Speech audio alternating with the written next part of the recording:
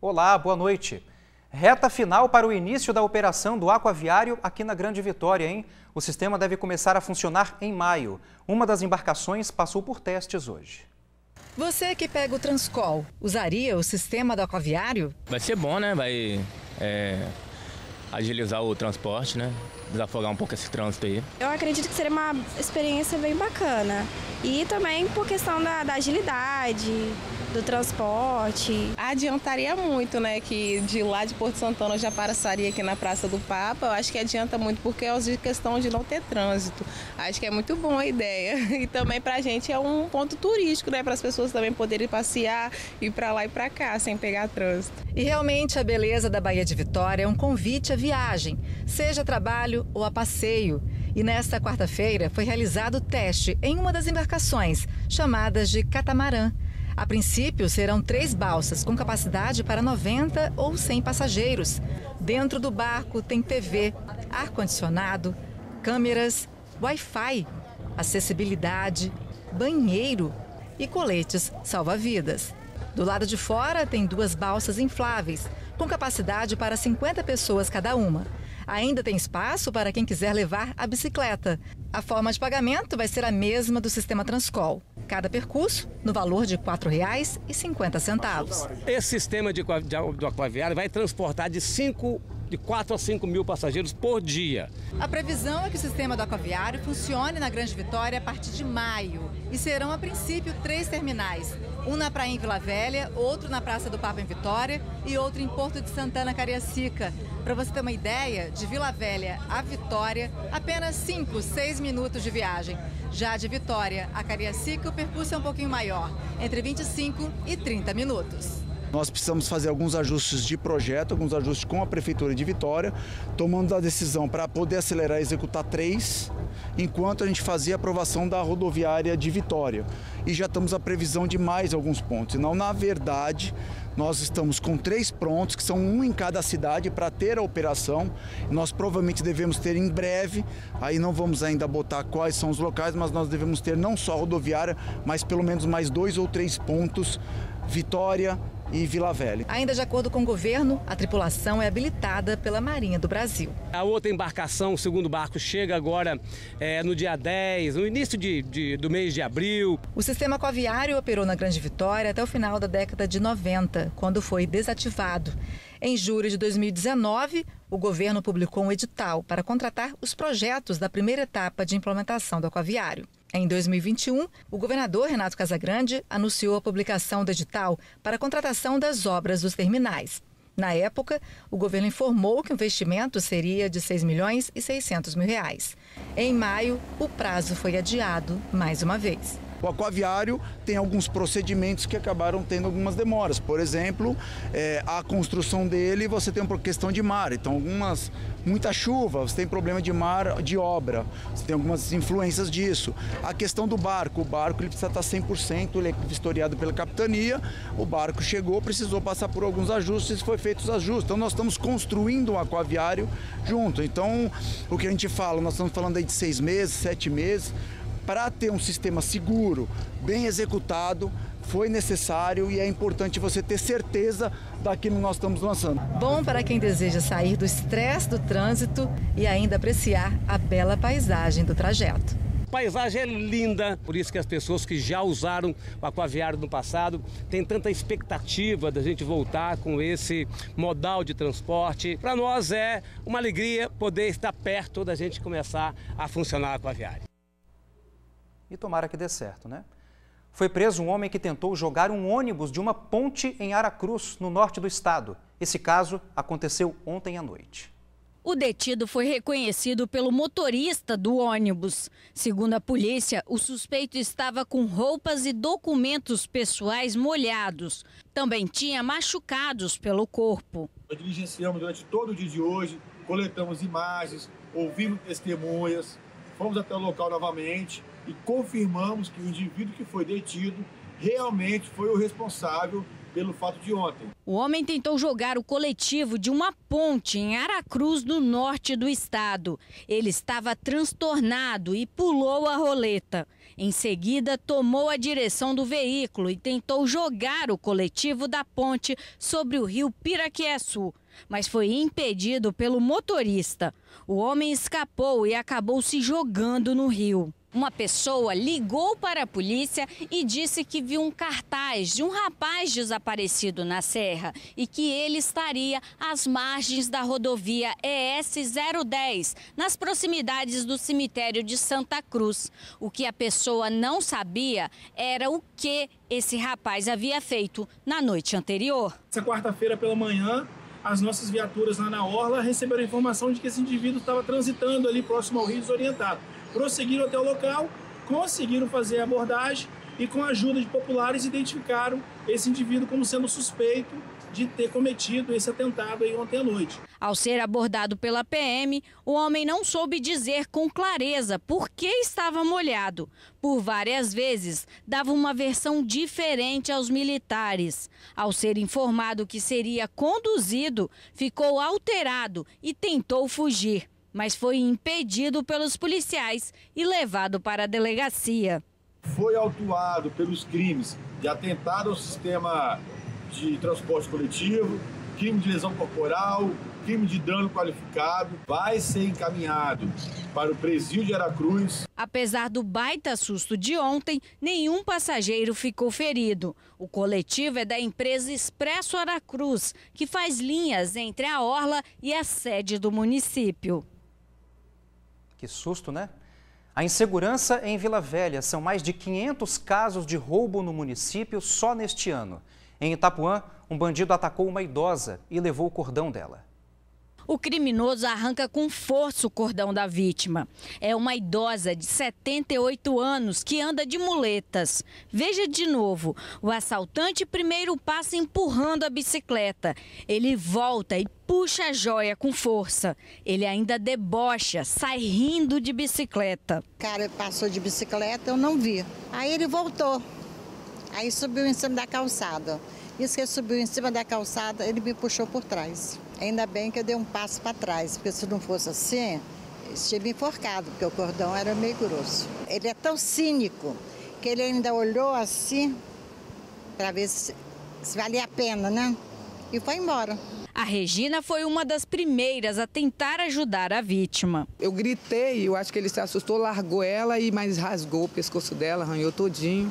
Aí eu saí correndo, atravessei e fui socorrer ela, pegar a muleta dela que tinha caído, ele saiu rindo ainda. O crime foi em Itapuã, mas a violência tem sido preocupação para todos os moradores de Vila Velha. Crimes assim têm se tornado frequentes aqui em Vila Velha. Em 2022, foi a segunda cidade com mais casos de assaltos no meio da rua, só perdendo para a Serra. Este ano, em 2 meses, já foram 500 vítimas. Os moradores sentem essa insegurança. Você se sente segura andando aqui nas ruas? Depende do horário. Quando tá mais à noite, não. Você já foi assaltado? Sabe de alguém que já foi? Ah, com certeza. Pertinho daqui, inclusive. À noite acabou, né? E ao dia tá muito perigoso. Se a gente sai, não tem segurança nenhuma. Tá muito perigoso mesmo, né? Tem que tomar cuidado. A seguir, dívidas de imposto estadual parceladas em até 180 vezes. Os detalhes no retorno do TN2. Empresas que estão devendo imposto estadual vão poder parcelar a dívida em até 180 vezes. E quem fizer o pagamento à vista pode ter até 95% de desconto em multas e juros. Os devedores podem renegociar as dívidas a partir do dia 27 de março até agosto. Os descontos podem chegar a até 95%. Até 95% sobre a multa para aqueles pagamentos que sejam feitos à vista, ou caso a empresa deseje alongar para o maior prazo de 180 meses, poderá ser feito com um desconto de 85%. Uma nova lei de incentivos foi aprovada esta semana pela Assembleia Legislativa. Um deles é o prazo de 15 anos para o pagamento. Atinge desde a lanchonete até a grande indústria, uma oportunidade sim interessante para as empresas avaliarem. E sob a perspectiva do poder público também isso é muito bom, porque vai gerar no curto prazo para ele um caixa maior que dificilmente receberia ou demoraria-se muitos anos para receber. Quase sempre o não pagamento de impostos, os chamados débitos fiscais, ocorre em crises econômicas, como no auge da pandemia do coronavírus. O não pagamento dos impostos pode gerar sim um prejuízo, porque a empresa pode ser impedida de contratar junto ao poder público, de tomar empréstimo junto aos bancos, porque ela vai ter o que a gente chama de certidão positiva de débitos fiscais. As dívidas fiscais no Espírito Santo chegam a 38 bilhões de reais, ou seja, 2 vezes mais do que o orçamento anual do governo. Com os novos incentivos para a quitação das dívidas, o governo espera receber pelo menos 200 milhões de reais. A carga tributária no Brasil é uma das mais altas do mundo, né? Então isso impacta diretamente no funcionamento das empresas e ainda mais quando a gente vem de um período ainda de pandemia, em que muitos empresários ainda estão sentindo os efeitos da queda de venda da pandemia. Esse refis vem para dar um fôlego extra para o comerciante, para o lojista, para o empresário, para que ele possa alongar o perfil da sua dívida e voltar para o mercado, contratar pessoas novamente, voltar a fazer compra nos fornecedores, enfim. É muito bem-vindo e eu acho que vai ter uma adesão muito grande. Para quem é comerciante, tanto o parcelamento quanto o desconto são bem-vindos. É que eles ajudam os negócios a se recuperarem. Você tendo um fôlego no seu planejamento, ou seja, você poder alongar o perfil dessa dívida com impostos em até 180 meses, permite que o empresário volte a ter capacidade de pagamento. E com isso ele vai voltar para contratar, vai voltar para comprar com os fornecedores e fazer a roda da economia girar. Certamente, com o governo tendo essa maior disponibilidade de caixa, haverá retorno em obra pública, equipamentos públicos, isso se reverterá para a população, com certeza. Bom, para aderir ao programa de refis do governo do estado, é preciso formalizar um contrato na agência virtual da Receita Estadual. Começou hoje a declaração do imposto de renda, viu? Só aqui no estado, neste primeiro dia, mais de 20 mil pessoas já acertaram as contas com o Leão. Poucas horas após a abertura do sistema, o Imposto de Renda 2023 da Keila já estava declarado. Quantas horas ali você já estava com tudo pronto para poder entregar para sua contadora e para declarar?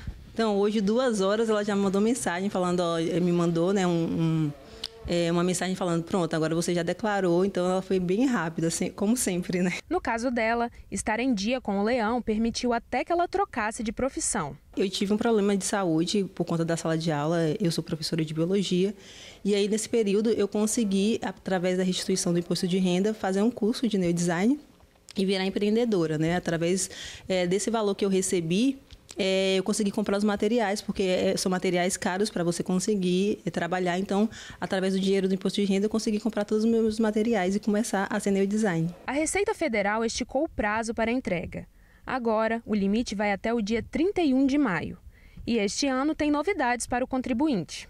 Até o ano passado, a pensão alimentícia era um rendimento tributável, ou seja, estava lá junto naquela fichinha de salários. Agora ele passa a ser um rendimento não tributável. Então, ele não gera imposto. Ele é um rendimento, mas ele não geraria no somatório um imposto a pagar. Então, a partir do ano de 2022, né, a pensão passa a ser um rendimento não tributável e essa decisão vale para os últimos 5 anos. E para quem investe em ações, a regra também mudou. É que até ano passado, qualquer investimento, você investiu 10 centavos, você era obrigado a declarar. Agora não é mais assim. Então, quem tem investimentos acima de 40 mil reais, quem tem lucros de investimentos acima de 40 mil reais, aí sim precisa declarar. Entretanto, você tem que ficar atento às suas vendas, porque quem vendeu também tem que declarar. Outra novidade é a possibilidade de furar a fila na hora da restituição. É que este ano, quem usar a declaração pré-preenchida e optar por receber via Pix pelo número de CPF, vai entrar logo nos primeiros lotes. As devoluções começam no último dia de entrega da declaração e vão até 29 de setembro. A Receita Federal espera receber até 39 milhões de declarações este ano. Se você está nessa lista, fique atento às dicas para não cair na malha fina. Você tem que conferir essas informações, porque um terceiro que informou. Então, você é responsável por entregar a declaração, você é responsável por aqueles dados. Embora já tenha facilitado a tua vida, você tem que conferir tudo direitinho, porque você corre o risco de ir para a malha por causa de uma informação que não foi conferida apenas. É isso aí, tá certíssima. E só lembrando que o prazo para a declaração é o dia 31 de maio, não vai perder não, viu? A seguir, o Botafogo enfrenta o Brasiliense logo mais em Cariacica. Os detalhes já já. Ontem você viu aqui no TN2 que 12 pessoas já perderam a vida por causa da dengue aqui no Espírito Santo. Para evitar a doença, basta ter atitudes simples dentro de casa. A dona Edneia é bastante cuidadosa. Ela percorre toda a casa para checar se não tem nenhum local que possa acumular água parada. E ela tem motivos para isso. Estamos vivendo uma epidemia de dengue aqui no estado. São quase 50 mil casos em apenas 3 meses. Número maior do que os 20 mil registrados em todo o ano passado. Apesar de toda a atenção da dona Edneia, o vizinho dela não tem a mesma preocupação. Olha o estado do quintal dele. O resultado de todo esse lixo sobrou para o seu Dalvins. Eu comecei a doer no corpo, tudinho, não deu febre, nem vômito, nem nada não, mas deu uma dor nos ossos aí, coisa tudinho, aí eu fui no médico, né? Aí cheguei lá e eles testaram que era dengue. Como já dá para imaginar, não é só aqui na casa da dona Edneia que a situação está complicada. Lá na Serra já são 6.500 casos de dengue confirmados. Por isso, nós fomos acompanhar o trabalho dos agentes de combate às endemias. Eles vasculham cada cantinho do quintal em busca de focos do mosquito. Não deixam passar um ralinho ou vaso de planta. A maioria dos focos nós encontramos na casa do morador. Em depósitos de planta, a pessoa coloca a planta, coloca o pratinho, coloca água, na água do cachorro, no ralo do quintal, na caixa d'água descoberta. Eu falo que a nossa preocupação é terreno baldio, sim, mas eu posso dizer para você que mais de 90% dos focos são encontrados dentro da casa do morador. Mas não é só a Serra que está engajada em frear o avanço do mosquito Aedes aegypti. Afinal de contas, os casos se multiplicaram em todos os municípios da Grande Vitória. Na capital, já houve mais de 5.400 casos de dengue e uma morte. A prefeitura tem feito mutirões com os agentes. Eles fazem vistorias, controles de larvas, usam carro fumacê e visitam imóveis abandonados. Já em Cariacica, onde houve quase 2.700 casos, além da orientação e visita dos agentes, o carro de fumacê circula pelos bairros semanalmente. Já em Vila Velha, foram registrados pouco mais de 2.000 casos de dengue. Por isso, além das tradicionais visitas feitas pelos agentes e o uso do carro fumacê diariamente, a prefeitura ampliou as vistorias nas casas para até os sábados. Apesar de todo o reforço das prefeituras, cada um tem que fazer sua parte. Eu mando um recado para as pessoas que aonde tiver lixo acumulado, que não deixe igual, né, esse lixão aqui mesmo. Hoje tinha uma geladeira cheia de água, um caso de geladeira cheia de água, que não pode, tem que vigiar, porque está tendo muito caso de dengue. É isso aí, não pode vacilar não. O assunto agora é futebol. O Botafogo entra em campo logo mais em Cariacica, viu? O alvinegro carioca enfrenta o Brasiliense no estádio Kleber Andrade. A partida vale vaga na terceira fase da Copa do Brasil. E o vencedor vai levar uma bolada de quase 2 milhões de reais, hein? A frota do sistema Transcol foi reforçada para garantir o transporte dos torcedores. São 20 veículos extras. Ganhar tudo isso numa noite só, já pensou, hein?